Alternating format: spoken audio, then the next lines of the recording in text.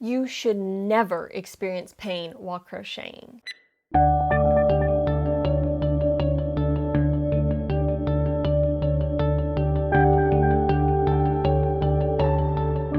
That is a very bold opening statement.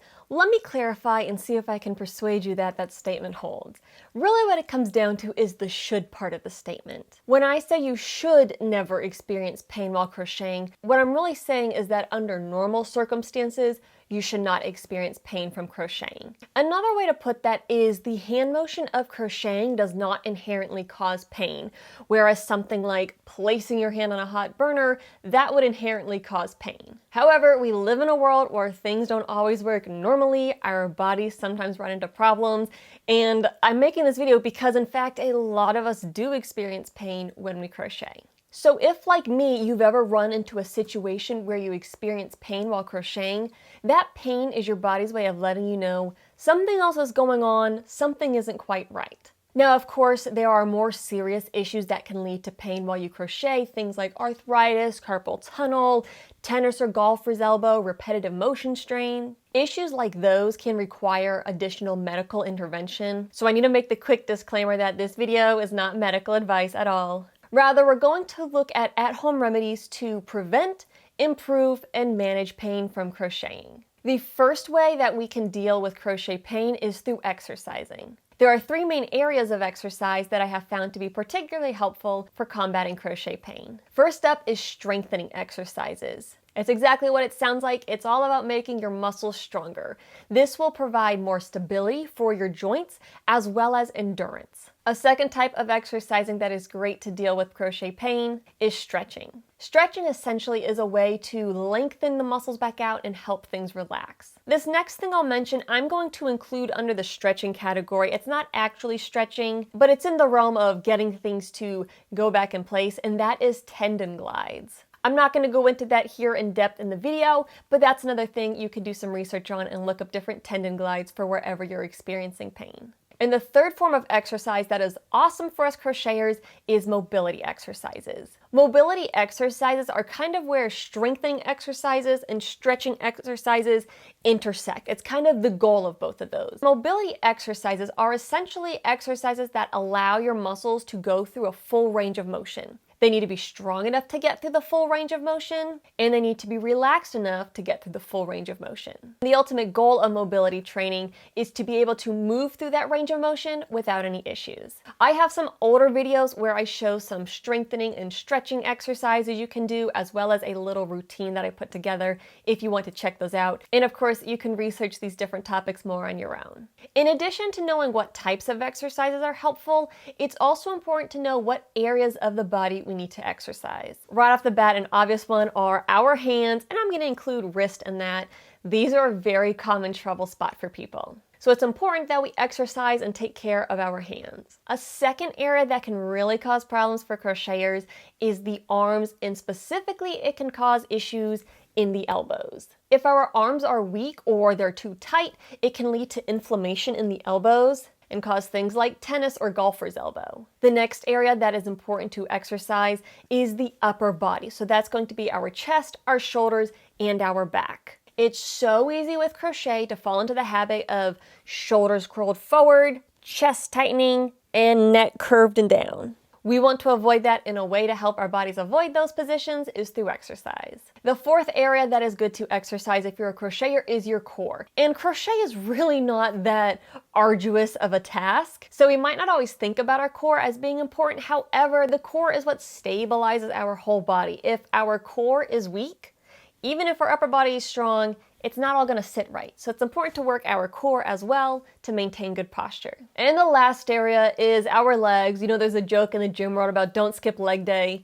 I think that applies here. Again, we're probably not walking around while we crochet, but it's important that things like our hips are aligned. So if we exercise our lower body, that can provide support for the core, which can provide support for our upper body. For issues like golfer's elbow, tennis elbow, things like that, exercise can be one of the most effective ways to prevent those issues from happening in the first place.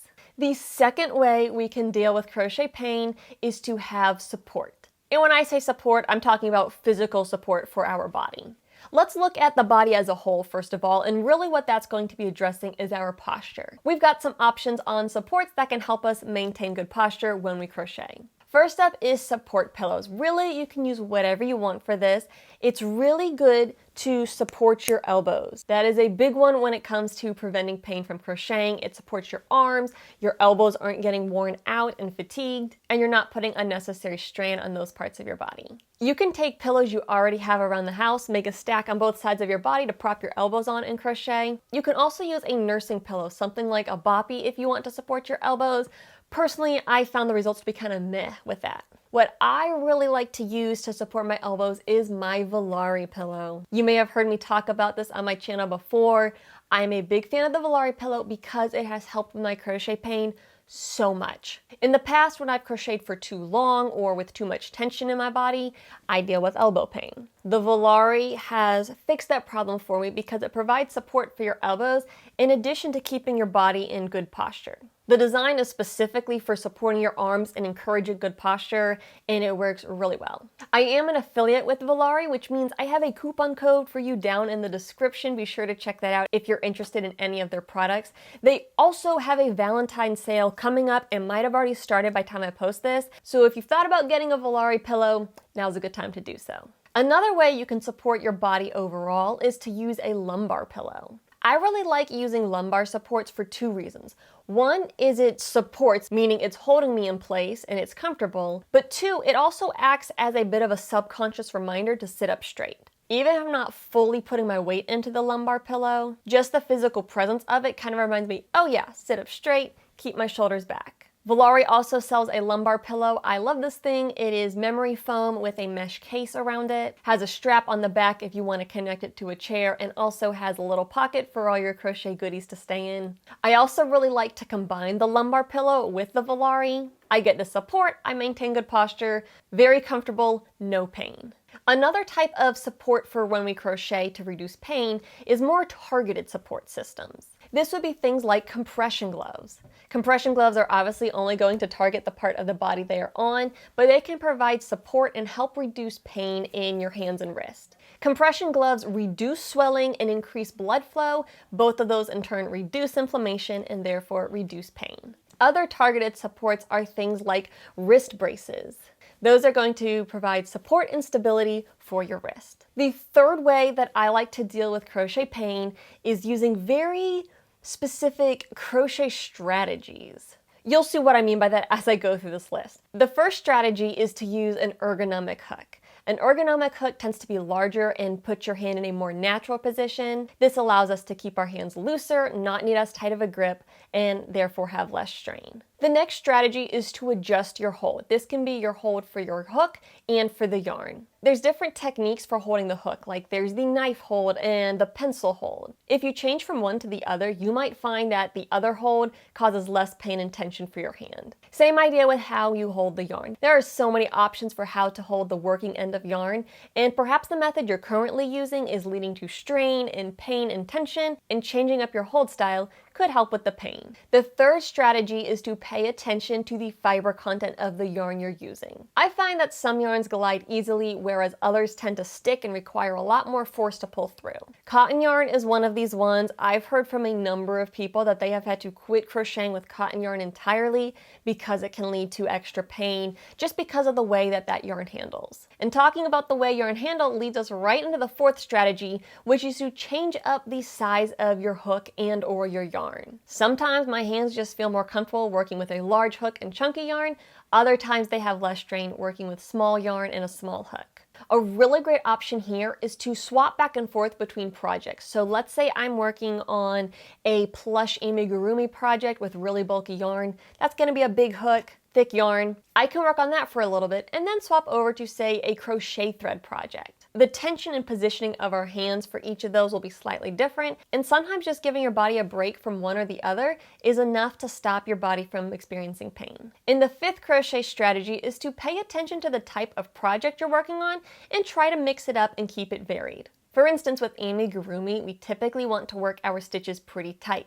That means we're putting a lot of tension on the yarn and therefore a lot of tension on our hands. Same idea with crochet thread is it's very small, so it's very intricate. So we're having to keep our hands in these very tight, minute movements. And sometimes that can just fatigue and exhaust our hands. So if you're working on amigurumi where you're doing really tight stitching, maybe take a break from it and work on a blanket that is a plusher, softer, looser stitch. I personally have found great results with swapping between project types. The fourth way to deal with crochet pain is to treat the pain directly. Again, disclaimer, this is not medical advice. It's up to you to research if something is a good fit for your body or not. I'm breaking this down into two categories, the first of which is more natural options. In this realm, you've got things like Epsom salt soaks. Soaking in Epsom salt is theorized to reduce inflammation and therefore reduce pain, along with helping your muscles to relax. You could also try heat therapy. You could heat up a hot pack, put it on your hand or wherever the pain point is. You can soak in a warm tub. Either way, heat has the ability to improve blood flow in an area, which in turn can help with some inflammation and pain. Heat therapy is often a good option if you're dealing with pain and stiffness. On the opposite end, you can also try cold therapy. Holding something cold against a part of your body has the ability to reduce inflammation, and that can be a good way to target specific and acute pain points. The second way we can treat pain is using various painkiller type products. You've got your painkillers and anti-inflammatories like Tylenol or ibuprofen. Painkillers like Tylenol are going to relieve the sensation of pain, whereas ibuprofen is going to target the inflammation directly. And there's also topical options, products like Icy Hot, that can be a really nice way to soothe any pain or soreness. With any of these at-home pain treatment methods, I do need to give a very important word of caution. Not all of these methods treat the root cause of pain. Some of them simply mask the pain or diminish our sensation of the pain. Do not let that blind you into pushing your body beyond what it can handle. For instance, let's say you're developing carpal tunnel and you take a painkiller, the pain eases and you get back to crocheting. The carpal tunnel is still there even though you took a painkiller, and if the crocheting is aggravating the carpal tunnel, all you're doing is making it worse. So if you do something to treat the pain, it is important that you don't say, awesome, there's no pain, let me jump right back in. And that leads me perfectly into my fifth and final point, which is listen to your body. If your body is sending you pain cues, that's your body's way of talking to you and letting you know, hey, something's not right here. If you experience pain, the number one thing that you can do and the very first thing you should do is take a break. Sometimes taking a break alone is enough to allow your body to recover, recoup, and cause the pain to go away entirely and not come back. Similarly, crocheting for shorter durations can also give your body the rest and the pause that it needs, so that way you never hit the point of pain at all. Now this one is a hard one. Taking breaks, nobody wants to take a break because let's be honest, the reason we crochet is because we like crocheting.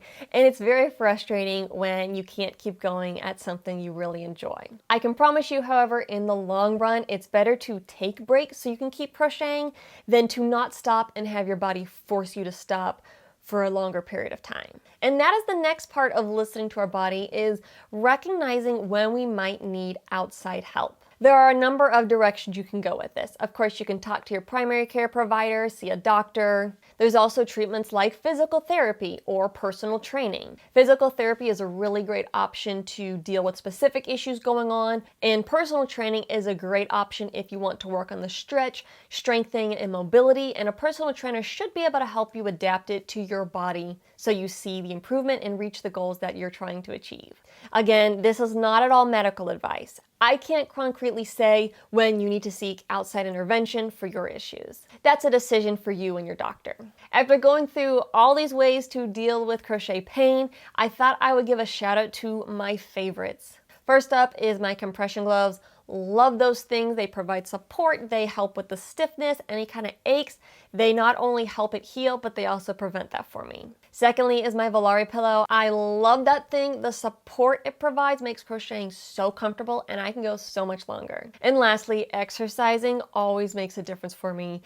I say that as someone who really needs to get back to being more consistent with that, so if you're not in a good exercising habit, that is okay. I'm right there with you. It's one of those ones where I don't know why I don't stick with it, because every time I do keep up with exercises for crochet, I feel better. What I really like about those three is they allow me to crochet for longer periods of time at once, and I don't have to take nearly as many breaks. Now I want to know, what are your favorite ways to prevent or manage crochet pain?